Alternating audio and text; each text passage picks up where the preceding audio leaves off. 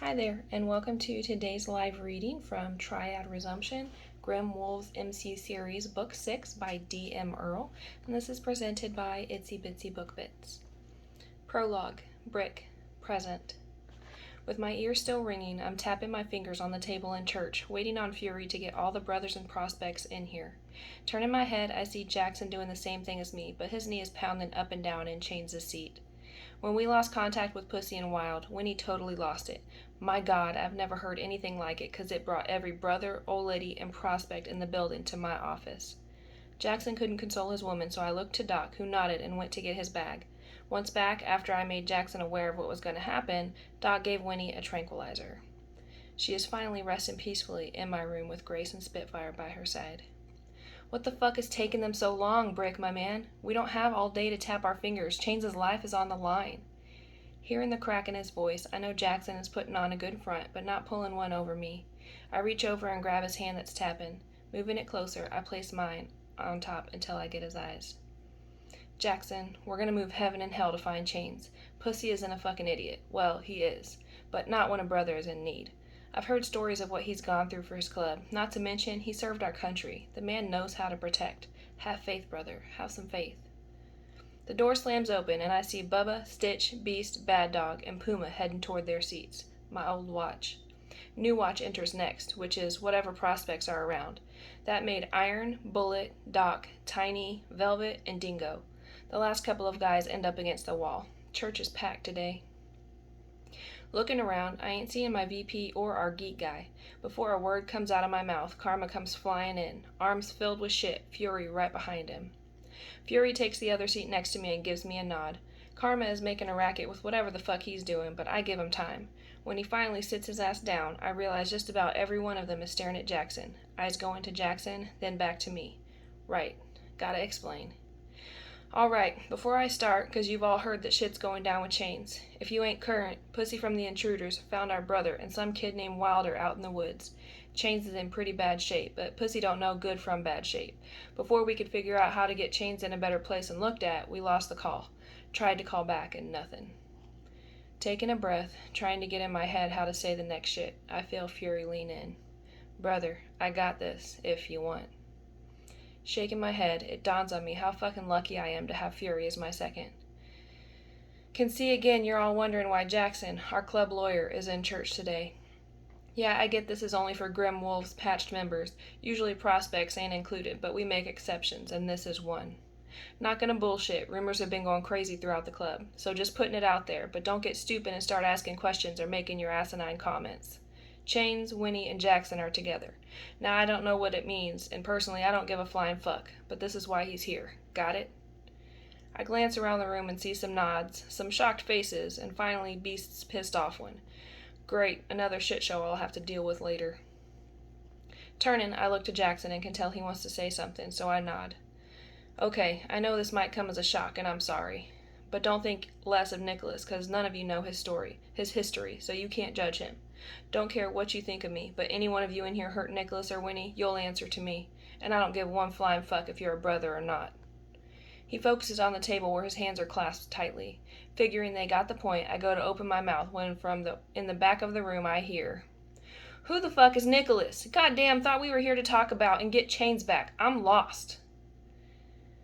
Knowing that voice makes me want to instantly grab the bastard by the neck and flatten his face. Before I can do more than think about it, Fury barks out, "You asshole dingo! Nicholas and Chains are one and the same, motherfucker. How stupid can you be? Now shut your goddamn mouth so we can hear from Karma. Brother, talk." As I listen to all the shit Karma is spouting off, it dawns on me we may never see Chains again.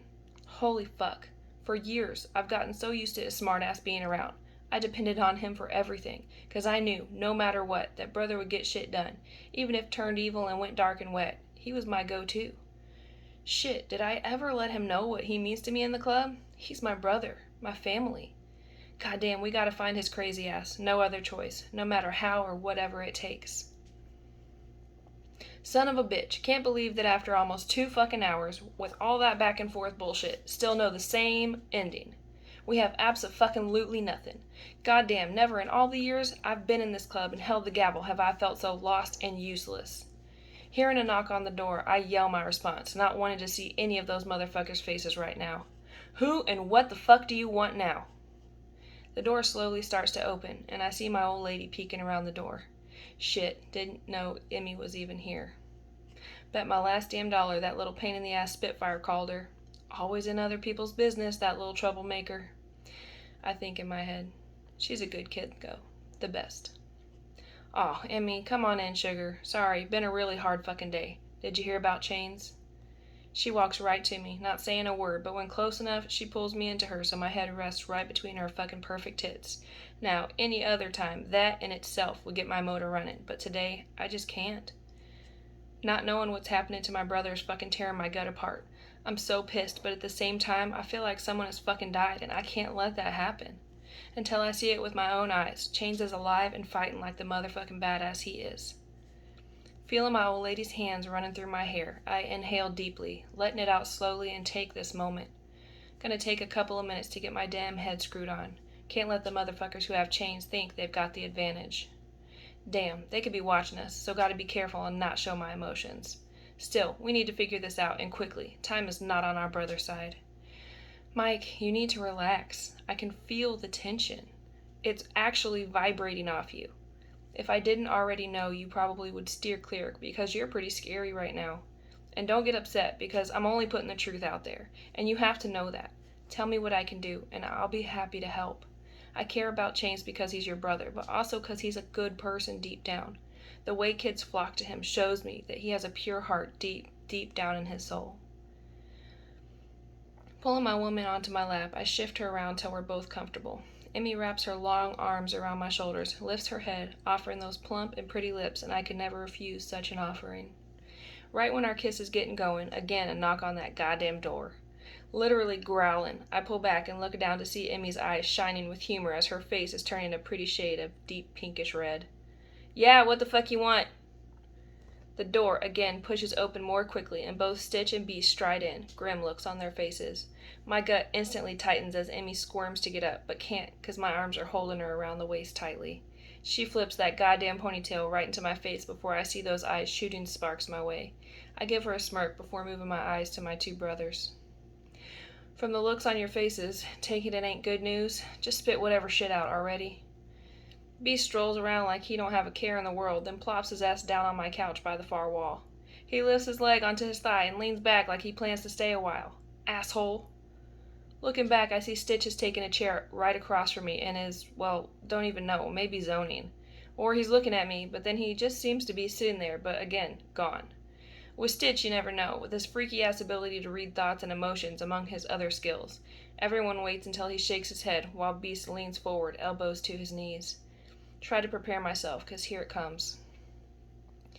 Brick, after another hour of Karma going back and forth on his computer with little to nothing, Fury got a hold of Tank, prez of the Intruders, as you know, way the fuck out there in Montana. Guess Pussycat is one of his guys. Apparently, he also works for Tank's daughter, you know, the one with the fucking female biker club.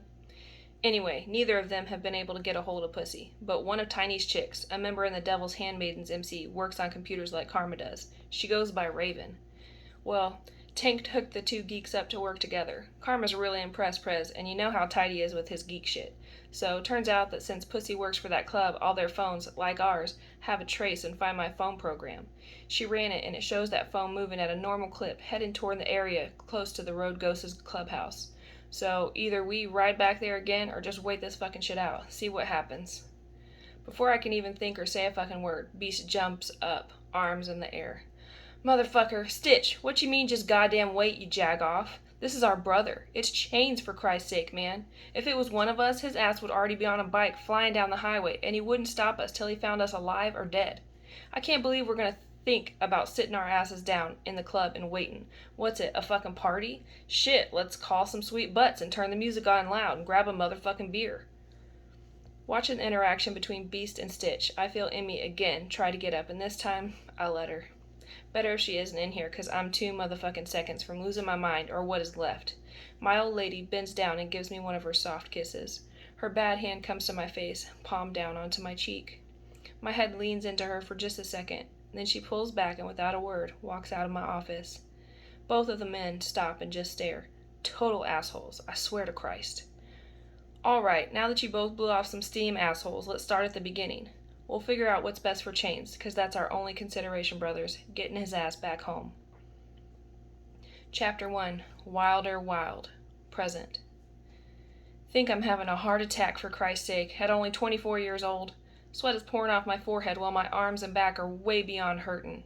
Don't have a clue how Pussy's still going at it. He's got to be pushing probably mid to late 40s. Damn, I must be out of shape. Looking down, I realize got a ways to go. Needs to be at least 4 to 6 feet deep, Pussy said. My mind starts to wander back, but I stop it instantly. If I never remember the last couple of hours, I'll consider it a blessing from the man above. Kid, how's it coming? We gotta get a move on before more shit falls on us. Come on, give me a hand. Let's toss these fuckers in, cover them up, and get the fuck out of Dodge. He's smiling like a lunatic as he turns to the pile of dead men. Yeah, 4 dead guys who came looking for, I'm guessing, the 2 of us. When I was talking to Brick, guess he's Chains' club prez, they pummeled through the door like shrewdness of apes. One went immediately toward the bed, drawing a huge hunting knife. Before I could even blink, Pussy came in immediately after them and grabbed the mother with the knife by the arm and plunged it right into his chest. Not joking. For his size, that man moves like the Flash. I helped a bit, but he did all the killing, thank God. Guess I'm a fucking wimp, but don't want that on my head and soul unless there's no other way. I tried to talk Pussy into knocking them out and tying them up, but he wouldn't hear it. He killed 2 with that hunting knife and 1 with a punch to his throat. We watched that bastard suffer and die. The last, he broke his neck just like a chicken bone, and Chains just laid there on that cot, barely conscious. I'm so worried that by the time we get back, Chains will have passed. I don't know much on that kind of shit, but the wounds are definitely infected, and his toes are starting to turn a darker color. He doesn't think I saw it, but there was dried blood on the back of his pants. He's so pale, think he's lost a ton of blood. Shit, gotta get this done so we can move on. Pussy wastes no time, and before I know it, we're done. Trying to keep pace with him has me totally out of breath. Gotta get some cardio in. Pretty damn sad when an old man puts me to shame. When we get close to the shack, Pussy puts his hand up, stopping me in my tracks. He looks around and then turns with his finger to his mouth. Well, what the fuck did you expect me to do? Sing and whistle a song? Duh, I think to myself. Holy hell, now I'm talking to myself. What the fuck? At least I'm not answering myself yet. Watching Pussy approach the area, he is aware of everything around us. Quietly, we move onto the shabby porch while he pushes the door open. Leaning in, we both see Chains hasn't moved much and is still on the cot, but the smell in the shack is definitely worse. Pussy gags for a little bit, but walks in, looking my way to make sure I follow. He looks around, checking shit out, I guess. Kid, we gotta clean him up and get the fuck out of here. Can't waste any time. He seems to be out, which is good for what's gonna happen next. Damn, does he stink? Is that his shit or some rotting flesh? Thank Christ my stomach can take a lot, or else I'd be the one puking all over. Let's get busy. Together, we worked to get Chains cleaned up. Pussy ran to his truck and came back with a travel bag filled with stuff. He dug into it, as I, as gently as possible, tried to remove the clothes on Chains without hurting him. Pussy comes up beside him, studying the man on the cot for about a minute or 2, then goes back to his bag. He pulls out a knife, not as big as the one that guy had, but pretty damn close. Before I can ask what he's going to do, he starts cutting through and pulls off the clothes I was having a hard time with. When he gets the pants cut in front, he works on the t-shirt. The t-shirt is old, so it rips right open. Now we need to move him around to get that shit off. Pussy goes to his head, holding him by the shoulders. Chain instantly starts to moan at first, then cry out. First for Jackson, then for a woman named Winnie. When he starts to yell, then scream, Pussy looks at me without a word. First, the shirt comes off, but it is stuck to the bullet wound, so when we pull it off, the fucker starts bleeding again. Pus and yellow shit is coming out, too. Then, Pussy moves down and tries to gently lift Chains' hips, which has him bellowing for us to stop. I feel so bad, but we need to do this. As we pull the pants off, I look up to see Pussy's face beet red. His body looks like he's ready to beat someone to death. My eyes move to what he's seeing, and almost lose it. Not to mention the mess from his bladder and colon letting loose, but there's blood and clots also. I knew it, but I'd hoped and prayed I was wrong. God damn those motherfuckers to hell. Once Chains is naked, we roll him to one side and pull the cardboard out. Thank God I put that under him. Between the 2 of us, we wipe him down best we can, first with water, then wet wipes. Pussy pulls out some hospital-grade cloths, so we finished with them. With a towel under his midsection, we place Chains down as gently as we can. He lets out a small moan but quickly goes back under. After we finish with his front, we have to work on his injuries. First, his foot. Pussy unwraps the tape and pulls it off. With it comes a layer of skin. The little toe is pretty dark, as is the one next to it. Down by the very bottom is a white something sticking out. Holy fuck, I think. Maybe that's his bone. Not sure what to do, I look up to see Pussy going through the little bunch of medical shit I could find next door. He again goes to his bag, grabbing a smaller one he dropped earlier. He opens it and starts to take out all kinds of shit for cleaning, dressing, and immobilizing. It must show on my face, 'cause he smirks. Kid, I'm all over this country. Never know what's gonna come my way. Gotta be prepared. Actually, my old lady put this together for me. She's in school to be a nurse and works in an old folks home up by us in Montana. Got me a good old lady. Right now she's cooking my kid. I know, asshole. She's younger than me, but fuck, does it work. Again, my face must have shown my utter shock, thinking that he is about to become a father. As we work quietly together, I gain another level of respect, not only for the guy next to me, but for all bikers in general. I had such a horrible perception of them and feel like shit because of it. Not much I can do, but going forward, we'll try not to judge anyone because of how they look or whatever they believe in. We finish with cleaning, bandaging, and dressing. Chains now has on very large sleeping pants and a t-shirt, also super large. But they are clean, smell really good, and we are ready to move. Pussy grabs his shit, packs it away, and moves to the door. Grab what you need to take, kid. Gonna move the truck right outside the door. Pray he stays down so we can move his ass without any problems. Be back in a minute, so be ready. Looking around, not much I want to grab. Nab some of the bottled water and snacks, wet wipes, and paper towels. That's it. The rest can burn for all I care. Hearing the truck, I move to the cot and Chains, waiting. Pussy plows to the door, a blanket in his hands. Fuck, this motherfucker is surprising me left and right. Okay, asshole, what did you think I slept with? A burlap sack, for Christ's sake? I'm just like you, Wild. Just bigger and better looking. Oh, I'm sure my dick is bigger too. Can't hold it in, I laugh loudly. His eyes on me, Pussy joins in. Damn, I needed that moment of whatever. Felt good. Now gotta get to it. Not sure how this is gonna work, but one way or another, Chains' ass is going in that truck, or I'll die trying, for fuck's sake.